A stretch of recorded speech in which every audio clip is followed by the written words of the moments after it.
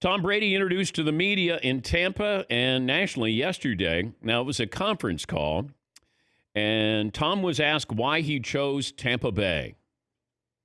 There are a lot of things that really were, intriguing to me about the organization and, the players and the coaches and, the willingness of everyone to try to, accomplish what the goal of playing football is, which is to win. I'm going to try to do everything I can in my position and what I'm responsible for to make that happen. And, I've got to trust that everyone else is doing the exact same thing. So in that part, it's no different from, what I've experienced, for 20 years in my own role. Brady also talked about when he decided to leave the Patriots. It was really, the night that I had stopped by and spoke with Mr. Kraft and asked if I could come over and see him. And we spoke and we had a great conversation, and I just wanted to express, what he's meant to me in my life. And we spoke with Coach Belichick at the same time. We were at different locations, so we talked to him, and it was a great conversation. And got a chance to talk to Jonathan Kraft as well. And, all three of those guys have been involved in so many important decisions in my life, but career-related, personal-related. Yeah, I don't know if he decided that night when he went to see Mr. Kraft or it was already decided. My gut feeling is, and I only heard this from one source who said that Tom knew that he was going in to say goodbye to Mr. Kraft, that he owed it to him and he wanted to say it face-to-face with him. Couldn't do that with Bill Belichick. Went in, did the right thing. But in his mind, and that's why some of the members of the media in New England, I thought, were blind to this, that, no, Tom doesn't know where he's going. No, Tom knew where he was going because he went in there and was able to confidently walk out of there knowing where he was going. And whether it was going to be anytime soon that he was going to announce it, my gut feeling, and from what I was told, is Tom already knew where he was going when he went in to see Robert Kraft. Maybe that's semantics. Maybe it's minutia. Maybe nobody cares. You're not going to hear anything from Brady personally about this. You'll hear from people who speak to people in Brady's camp, and then maybe we get some spin on this.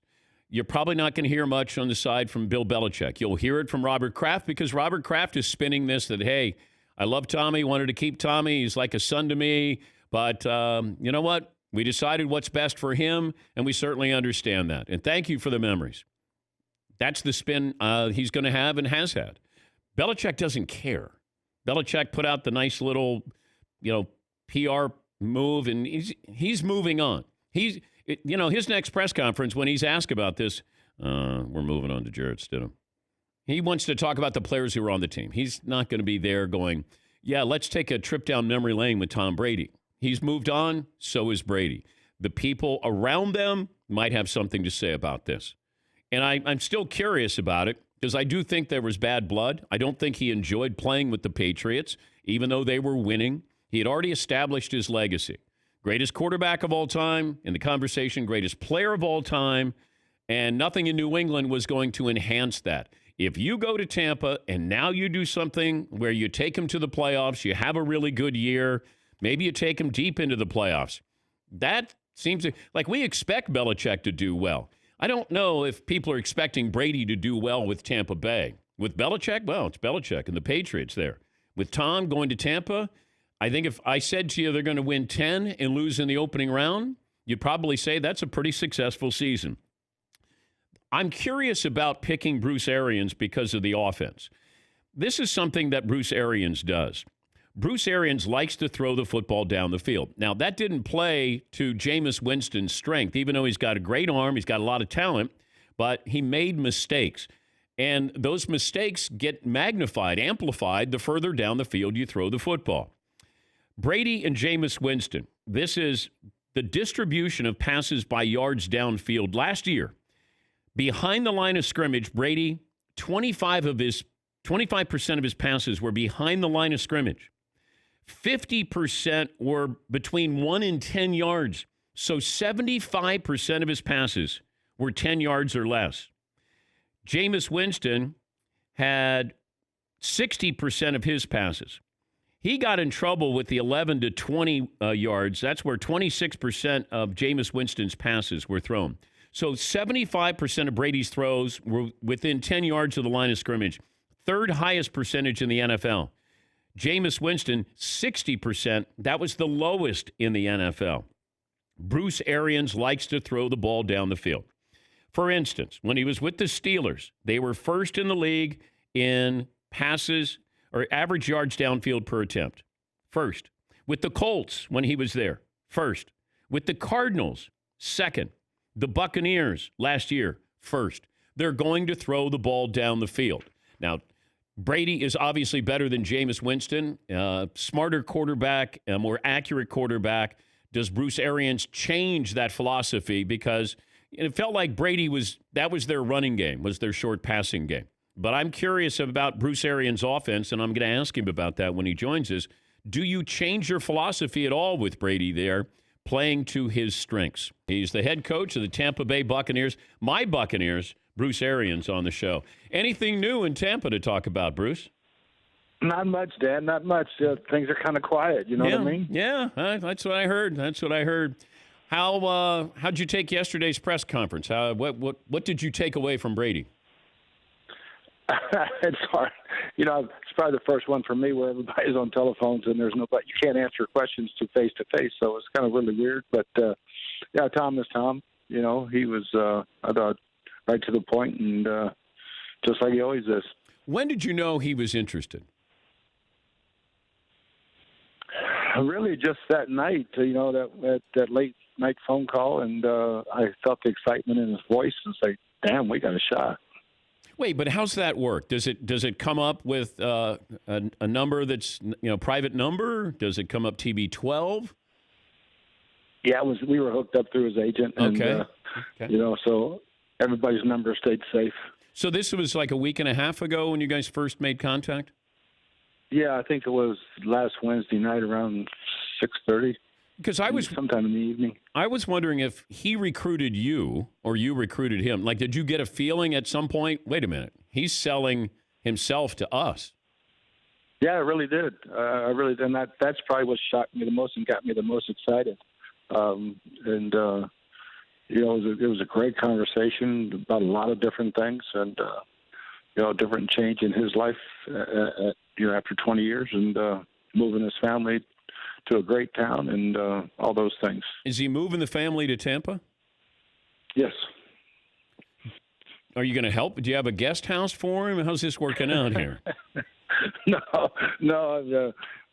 guest house for me. I think they'll have plenty of options, but there's some really good properties and to settle the family in. How nervous are you to have Brady as your quarterback? Really not at all. It's very relieving. Somebody that I know is going to grind it out harder than, probably anybody I've had since Peyton. Ben grinded it. I mean, just the great ones just grind it out. And, they're going to be prepared on Sunday. And, and then not that Jameis didn't grind it out. He worked his tail off. But to have a guy that steps in the huddle and everybody just goes, whoop, stand at attention, let's roll. I was also wondering about your offensive philosophy. You love to throw the ball down the field. No matter where you've been, you're usually first or second in average yards per attempt. Will that continue with Brady? Well, yeah, I think Tom put it probably the best. He's going to throw it to the guy that's open. If the deep guy's open, we kind of look down there first on a lot of things when we get the right matchups. But we probably run the short control passing game as much as anybody in the league.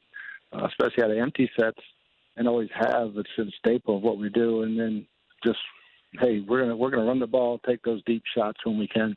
Back in February, you were quoted on NFL Network as saying, quote, the Bucs had a plan at quarterback.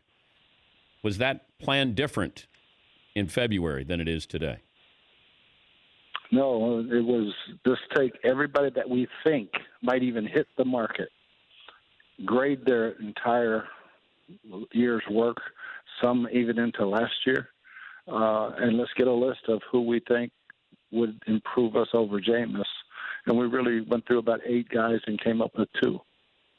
You had Teddy Bridgewater as the backup plan? Yes. It's a good plan to have there, Bruce.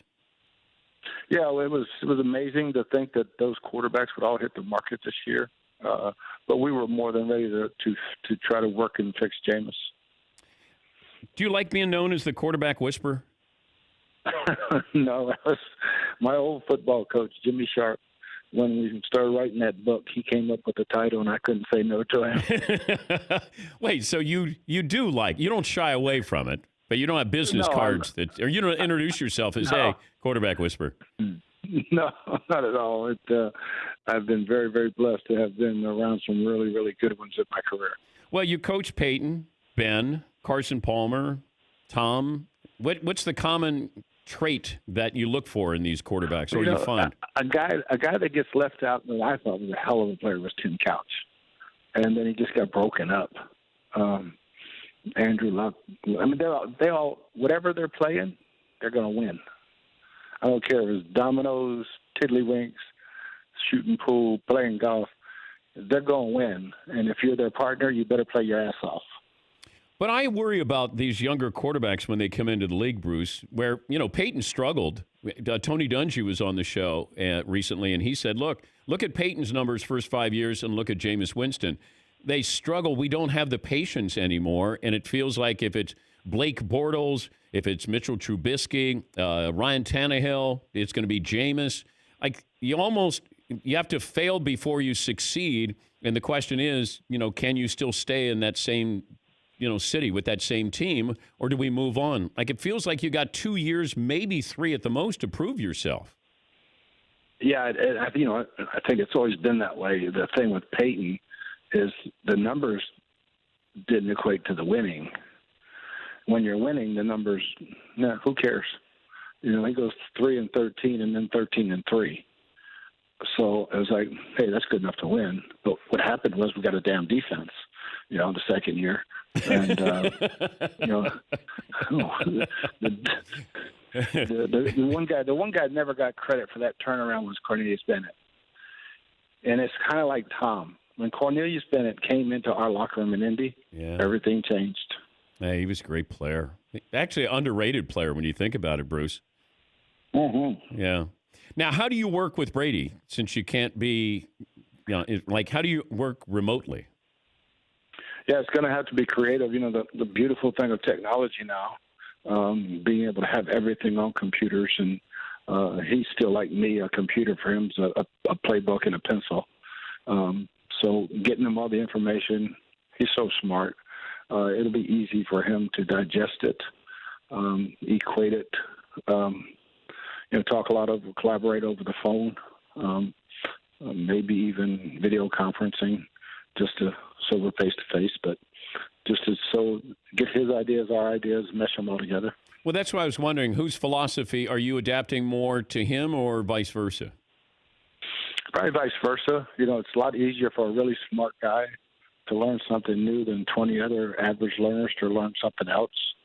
They know the offense. Those other guys know the offense. And it's a lot easier for Tom just to switch some verbiage. Should we have the draft? Can you do your job? Can your scouts do their jobs? Your GM do his job? Oh, I don't think there's any doubt. I mean, the only thing we're missing are the visits, getting some guys on the board. But even then, you can still call guys, get that information, FaceTime them, and put them on a blackboard and ask them questions. So you can get all the information. You just got to work harder. What are we going to do with the uniforms? Man, I can't wait to see them. Well, give me an idea, because I didn't like the ones you had last year. I mean, can we go back to the classic 70s? I think once the helmet rule changes next year, we might have some creamsicles and some throwbacks, which I think are the best uniforms in the league. But I think the new ones are going to be really, really sharp, more classical. Yeah, but I worry. Can't wait to see him. I just worry about how Brady looks in this. This is really all about Brady. And I just think the creamsicle, it just Giselle likes the creamsicle. Yeah, I'm with you. It's just going to have to wait a year. Now, why do we have to wait a year with the helmets? I think next year that you can have two different helmets. It was a safety thing. Okay. I don't know how the same damn helmet. One's white, one's pewter.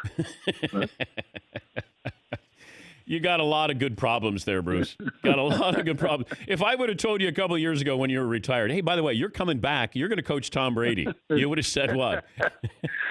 What are you smoking, bro? Give me some.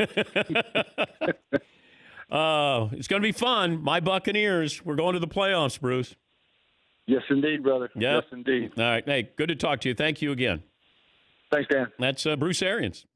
How was that conversation you had with your kids when you told them that there was no tournament?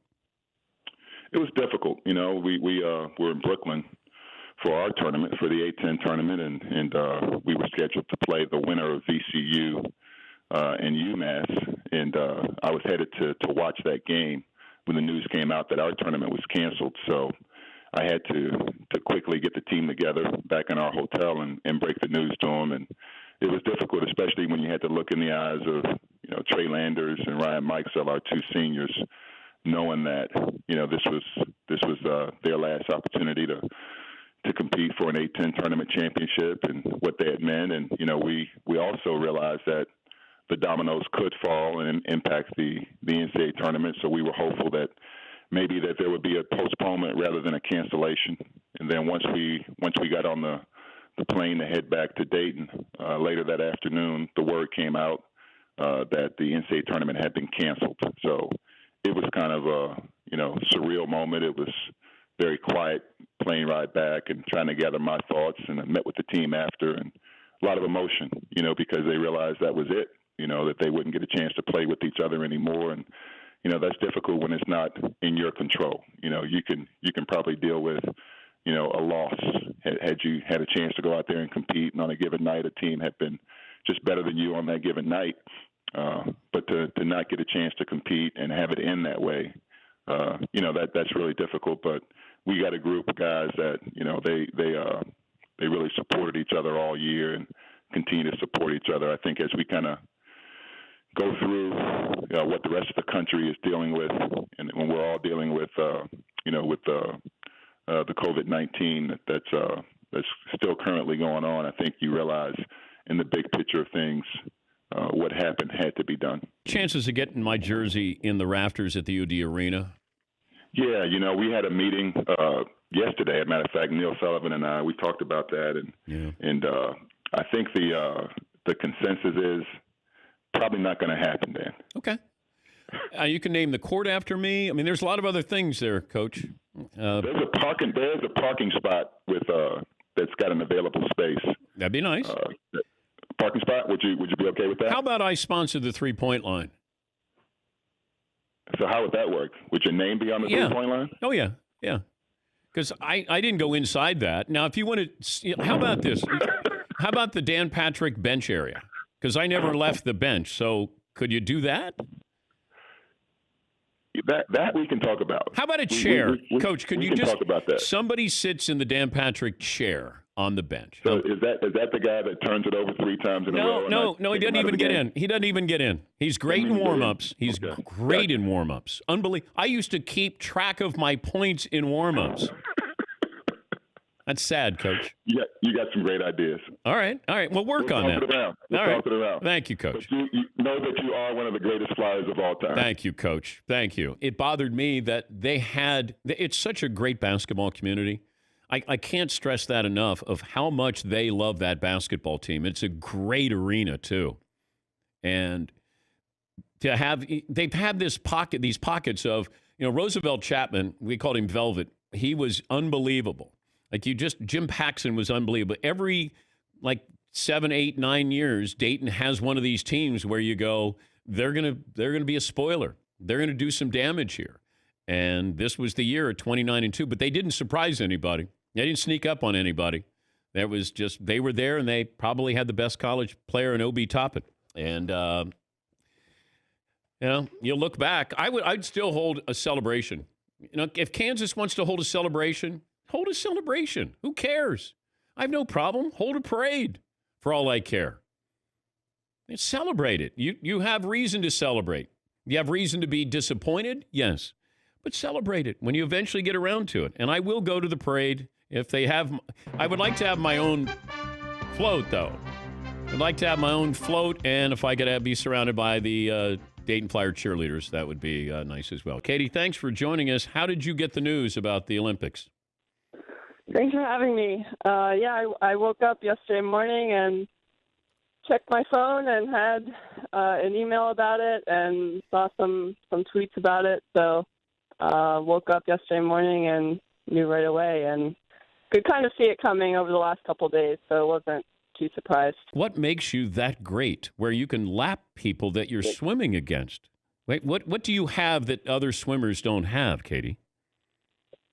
It's a lot of hard work, and it's a lot of hard work over a lot of years. You know, I think a lot of people watch us swim at the Olympics, and they think it's a once every 4-year sport, but it's every year for us. There's something, and now I guess it's once every 5 years. But what do you do so well? Because I don't know the technique, and just as a novice, I'm looking.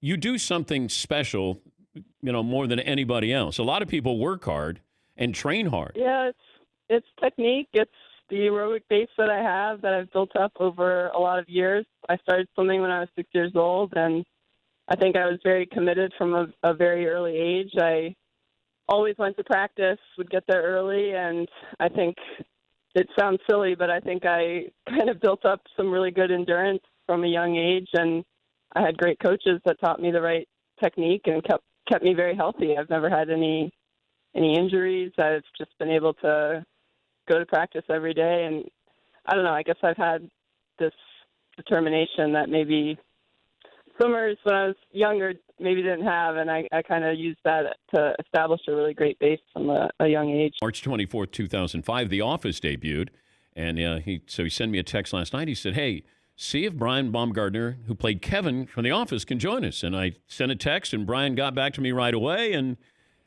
thanks for joining us, Brian. Oh, I'm definitely in my sweatpants, Dan. How many times do you, because it's played all the time on Comedy Central, when's the last time you said, I'll watch an episode? I watched them all, and I often do not watch myself. I watched them all when they aired. I don't know if you know this. The first couple of years, we all watched them together. We would go to each other's houses and watch the episodes because we were so excited about the show. And then when it really took off, we got too big. We were often filming when the show was actually airing on television.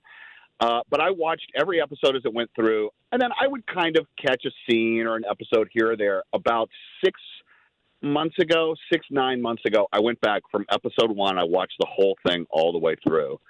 And I was just so delighted. I loved it. It really holds up. What's your favorite episode? Wow. I mean, I think for me, there's a lot of other things tied into it. I think for pure comedy, it is very difficult to argue against the injury where Michael burns his foot on a George Foreman grill. Pure comedy. I think that one is hard to beat. I'm very fond, but I think part of it is also there are other outside factors that are in.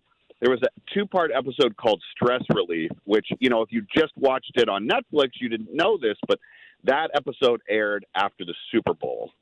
And that was a real special one. That one is where Dwight does the fake fire drill. He lights the fire and everybody goes crazy.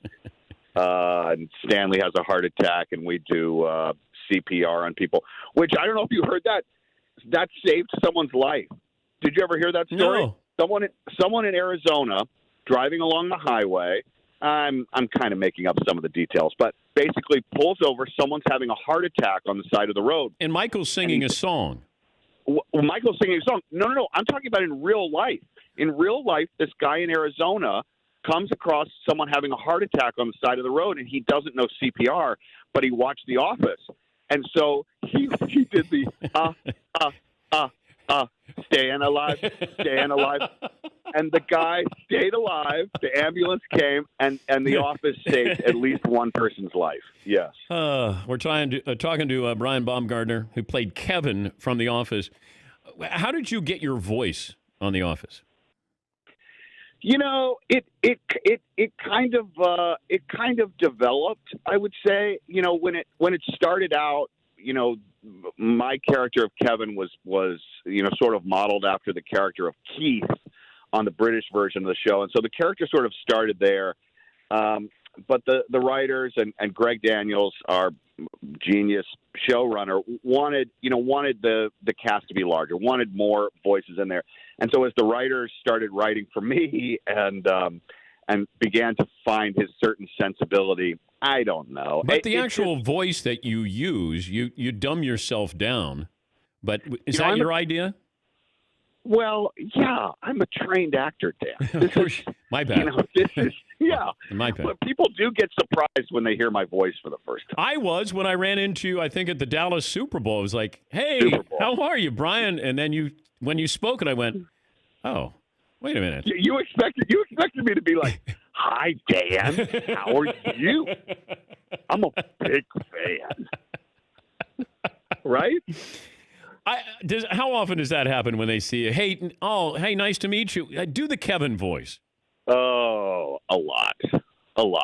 And the other thing is, like, it's the Goodfellas, the Joe Pesci thing. Like, what am I, your clown? People will come up and be like, oh, just say this for me. Say Kool-Aid Man. No, I'm not going to say Kool-Aid Man right now. Do the Kool-Aid Man face. Was Steve Carell the first choice? Steve Carell became the first choice. It was it basically got down to, as I understand it, Steve Carell and very, very, very brilliant actor who's done incredibly well for himself, Bob Odenkirk. Better Call Saul. Better Call Saul and Breaking Bad. Yeah. Yes. He would have been a slightly, probably a slightly smarter version, right? Like Bob sort of has that, like, I get things. Whereas Michael Scott with Steve Carell, a little more naivete, right? Like a little, not quite as with it.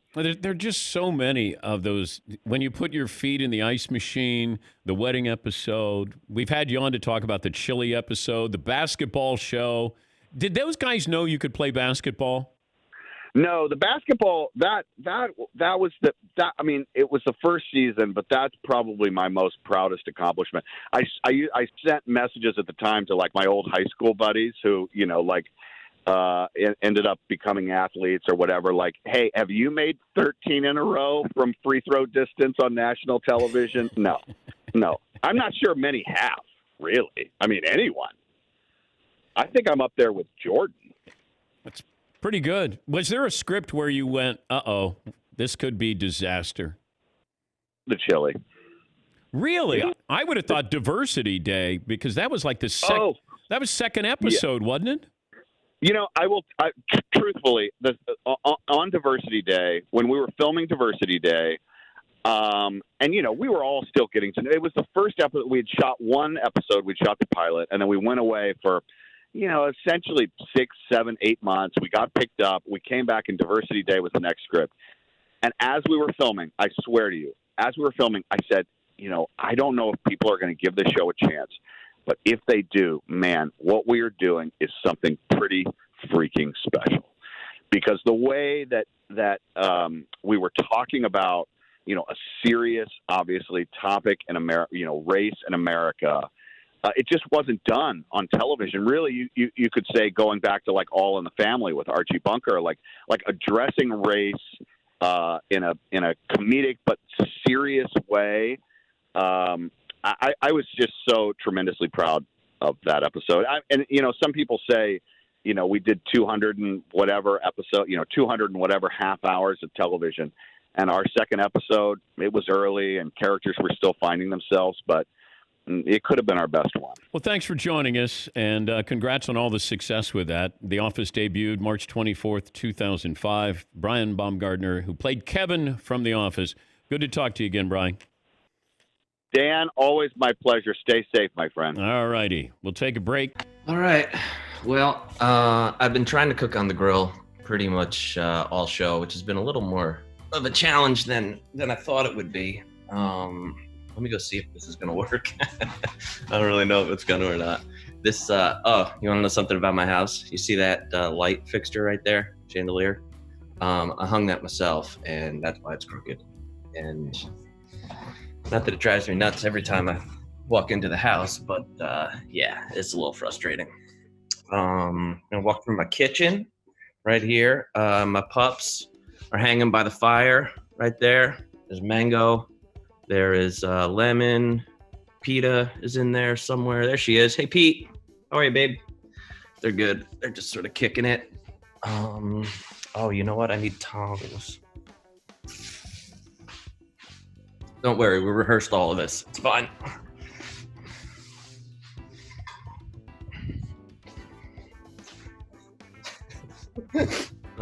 You know what? And actually doing this holding a laptop is kind of funny. It's a little more tricky than you think it might be. So I went ahead. I got the Traeger fired up. Full service or full disclosure here. I was gonna do steak tips this morning, but I didn't take them out of the freezer in time, so they were still frozen. So what I opted to do instead was go ahead with a little chicken breast. That might have been on for a little too long. Right there. Got ourselves some chicken breast. And then watch what's going to happen here. This isn't your typical Meat Friday. But since it's a Wednesday, I thought we were going to go a little more healthy with everybody. And I apologize if I've shamed Meat Friday, but we've got ourselves a salad right there.